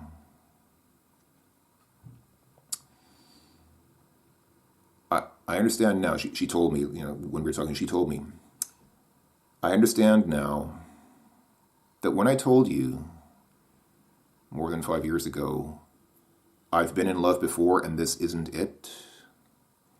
Now I understand I had never been in love before in my life. I had the feeling of, being infatuated with someone, of, feeling attracted to someone, feeling like you want to, really want to be with someone. But I had never felt the true love that is not just about infatuation, but about commitment, about really knowing that you want to spend your life with this person, that you want to devote yourself to this person, that you want to share all of your life with this person, not just that you want to, have fun with this person, not just that you enjoy being with this person, but that you really want to commit yourself and spend the rest of your life devoted to being with this person. I had never felt that before, and now I felt it. So, of course, I was curious, and I asked her a bit about the guy, wanted to hear about this guy who had succeeded where I had failed. And it turned out that she's known the guy for 10 years. That means she knew him even before she met me the first time. And so she'd known this guy for 10 years, and after 10 years of knowing him, she suddenly fell in love. Oh, okay, well, suddenly is probably the wrong word. It didn't have, obviously, it took 10 years. It obviously didn't happen suddenly at all. But, she realized it suddenly. I think that's how love tends to work. Love tends to, true love, real love kind of tends to sneak up on you. I've usually had this experience when I'm really in love with somebody, I don't even realize it until until it's too late. Sorry. Until it's too late, because it's already been going on for a while, and I've already been building up feelings slowly over time. True love is not something that happens overnight. True love is something that takes time to develop. It's not something that just people talk about love at first sight. You can be attracted to someone at first sight. You can definitely feel attraction to somebody at first sight, and that can develop into love. It can become love. But when you see somebody the first time, that in itself is not love. That's just, at best, it's a superficial physical attraction. And this woman said to me, she said, you know what, I understand now that love, true lasting, lifelong love, has to develop out of a friendship. You can't just meet somebody in a dating context and say, hey, let's date, let's get romantic with each other, let's get sexual with each other, let's do romantic things with the expectation that we'll become a couple. That's artificial, that's not organic, that's not how love really develops. True love comes from starting off with a fundamental connection with a person. That's not about sex, it's not about, buying them chocolates and flowers and whatever all these other cute romantic things that couples do. It's about a genuine, sincere connection with a person in a non-romantic context first.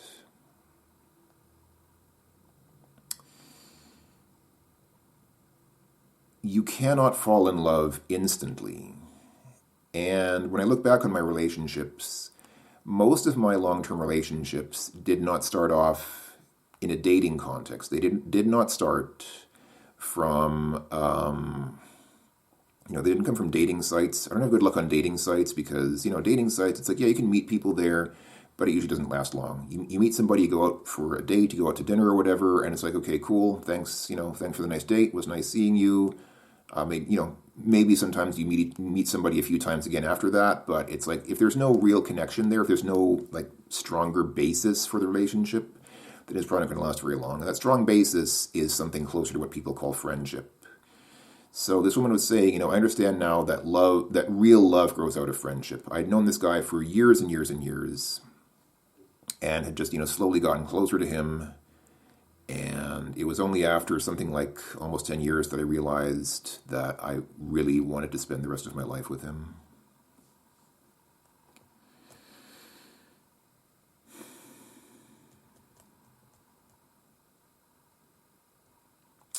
I remember when I first met her, like more than 5 years ago. I guess she asked me, I don't even remember this, but the way she told it to me, I don't remember how it ended, but the way that she told it to me, she asked me if I wanted to remain friends, and I said no. I don't remember that, quite frankly. I don't know if she was gaslighting me, but okay, let's give her the benefit of the doubt and assume that she was being honest. If I said no to that, then you can probably guess the reason why, because I think we all know, anyone who has dating experience understands, when a woman says to a guy that she just wants to be friends, she doesn't really want to be friends. It just means that she's rejecting the guy, but she doesn't want to be too cruel, so she's trying to let him down gently. So that's how I understood things. If she, like I said, I don't remember her offering me friendship. I don't remember her saying, do you want to just be friends? But if she did, then I can imagine why I would have said no, because it was obvious to both of us that I wanted more than just friendship, and I think it's hard to maintain a friendship if one person keeps wanting more than that and the other one doesn't. I think that wouldn't have been a very good, it's not a healthy friendship, so I think that's probably why I said no. So that, anyway, I don't remember exactly what I said. I don't remember exactly what happened at the end there, but in any case, we didn't remain friends, probably because it would have been too painful for me, because I really liked her, and just to have been friends would have been too emotionally painful for me. And I think she sensed that. I mean, she was not naive at all. She was not dumb. She was well aware of what I felt for her. And so, yeah. So, fell out of touch with her. And only now did she confess that she had never been in love before, didn't know what love was, and understood that love develops out of friendship first. That love comes from being close to somebody in a no pressure, no commitment kind of environment for a while. And then if you find that you naturally gravitate to that person, if you find that you really want to be with that person, then that's a sign that it's something more than just friendship, and then it can grow into something, more than that. So what's the lesson here? I guess I kind of pushed things too far, too fast. I guess I was in too much of a hurry. I wanted to get too close to her too quickly, and that was a mistake. If I'd just been friends with her, maybe that could be me with her now. And if I'd waited a few years, it might have ended up that way, and that would have been a love worth waiting for. So yeah, that was a big mistake on my part to say no to friendship. I probably should have tried to be friends with her, but the problem with that idea, the problem with trying to be friends with somebody when you know very clearly that you want to be more than just friends, is the lack of sincerity. It's like you're saying, I'm happy just being friends, let's just be friends. When in the back of your mind, you always have this idea that, no, actually, I want more than that. Um, that's bad because the whole thing is starting off with a lie. Even if you eventually kind of grow closer together and become more than friends, it's not good for the sincerity and honesty of the relationship because the whole thing is starting with a lie. It's starting with this lie that, oh, I just want to be friends. Nothing, no pressure. I don't want anything else. I just want to be your friend, when that's really not the case. So that's kind of already, it's kind of sabotaging the relationship before it even starts because it's all about hiding things. You're kind of hiding yourself and your true feelings and intentions when, again, I think the whole point of a relationship, of a real, sincere, loving relationship, is honesty and honest communication. And if you can't do that, like if you can't be honest with each other and communicate honestly with each other, then there is no relationship. There's no relationship if there's no trust. So, there's this kind of idea that you can maybe insincerely pretend to be someone's friend at first and kind of do that in the hopes that maybe later they'll change their mind, which may happen, but it's not really a good idea because, again, you're lying to that person. You're starting off in this whole sort of state of dishonesty with it's difficult to transition into an honest relationship after that. Maybe not impossible. I I do remember talking to a woman who said that her boyfriend basically lied to her. Like he made up some stories, he made up some false premises to get close to her, because he just wanted to get close to her. And when she found out that he lied, she was kind of like, "Oh, that's cute. He made up this whole story to get close to me." She appreciated it. She actually thought it was kind of cute and funny that he'd gone to all this trouble to be with her, which is, okay, nice. I mean, it's nice that she appreciated it, but I think a lot of people would say, well, you lied to me. This whole time you just said you were my friend and you lied to me when you wanted more than just friendship. So, how can we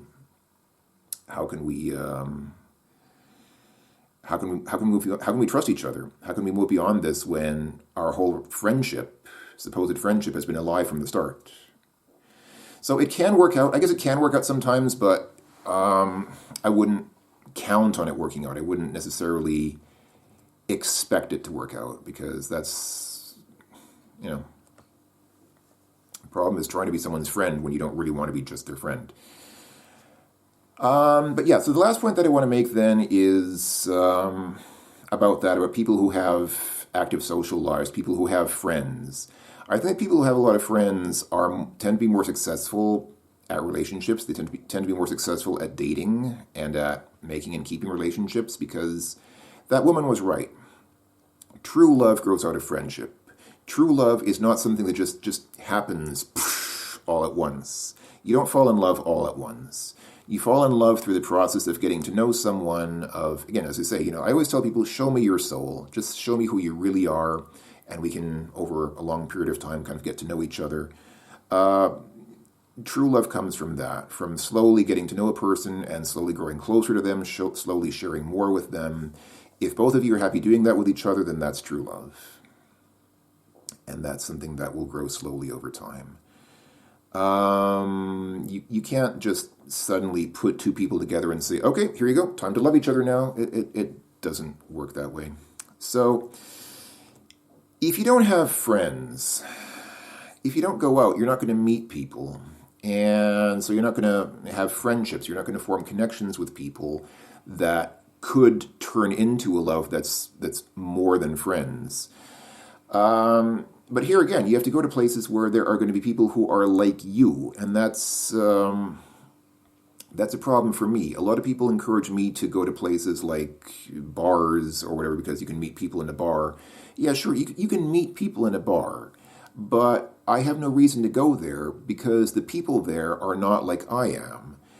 Sure, I could meet people in a bar and have some drinks, play some pool, whatever, but I'm not somebody who really does that kind of thing. And so if I meet people who are doing that kind of thing, who like doing that kind of thing, those are not going to be people who are like me. They're not going to be the same as I am. So they're not going to be very good even as friends. I mean, forgetting, girlfriend, like partner or whatever, even as friends, they're not going to be great friends because I won't be able to share much with them. I won't share activities with them. So, again, the reason why I don't go to those places is because it's important to go to places where you can meet people who are like you. It's not that I'm shy. Again, people think that I'm introverted or shy, that I don't like going out to places where there are lots of people. It's not that. It's not that I get nervous or shy. I just don't like the feeling of being in places where people are having really shallow conversations. I prefer, these kinds of deeper conversations. I keep saying, show me your soul. Show me who you really are. Tell me about your really deepest thoughts and emotions and experiences and hopes and dreams and life plans and whatever. That's what I like talking about with people. I don't just like talking with people about, current TV show, current pop singer, current political event, whatever. No, it's not. It's not. I get so bored in those kinds of conversations. I get so bored with those kinds of conversations that I avoid them just because they're boring. Not because I get nervous, not because I'm self-conscious, not because I feel, introverted. I just get bored with that kind of company because those people don't talk about things that interest me, and probably vice versa. I think most people wouldn't be very interested in me talking about Hegel's dialectic either. So we wouldn't interest each other. Wouldn't have the commonality that's needed to make a friendship, let alone a partnership, a relationship.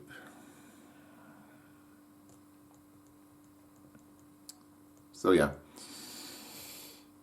I don't go out much because I lack places where I can really meet people that that have like a real shared commonality with me. It's easy to meet people. It's easy to meet new people. It's easy to make friends that you can like go out for drinks with or go out for dinner with occasionally. It's not hard to do, but if you don't have like a fundamentally shared sort of lifestyle with those people, then you probably wouldn't ever really be close friends, let alone more than friends.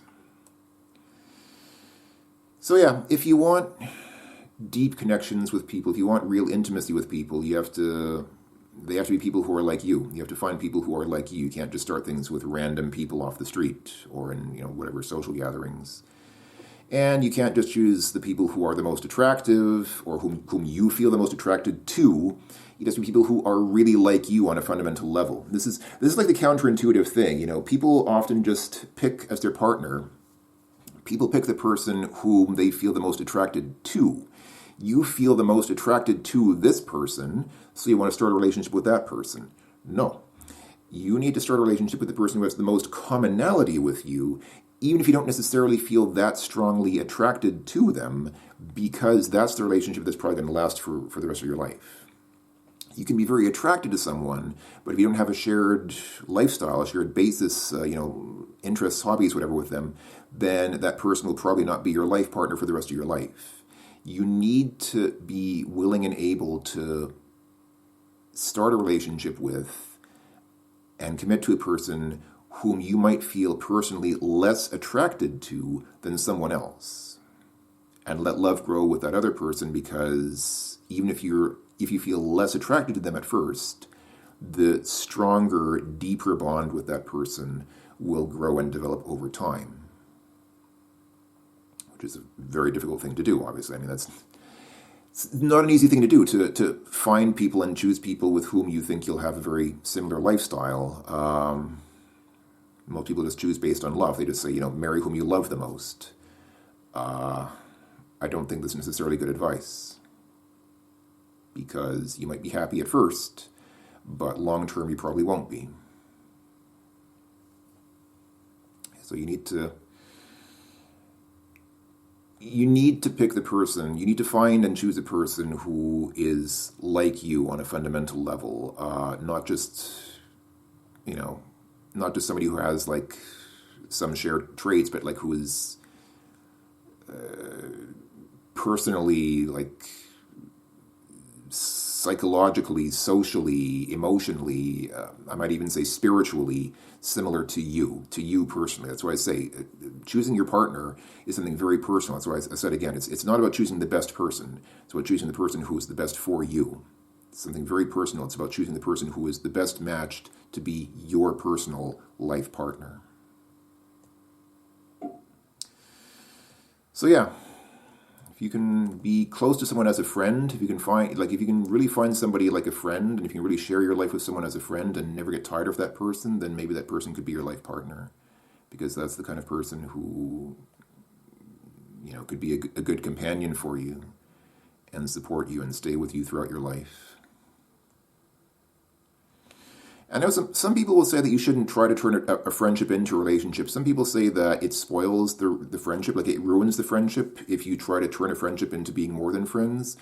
I never really understood that. I never really had that experience because, it happened a few times, that I tried dating, I tried getting closer to somebody whom I knew as a friend. And if it didn't work out in the end, if we found that, we weren't really right as partners, then we could go back to being just friends again. I don't know why people kind of refuse, why people say that, we can't be friends anymore if we had sex once, or if we were in a more intimate relationship before. Why not?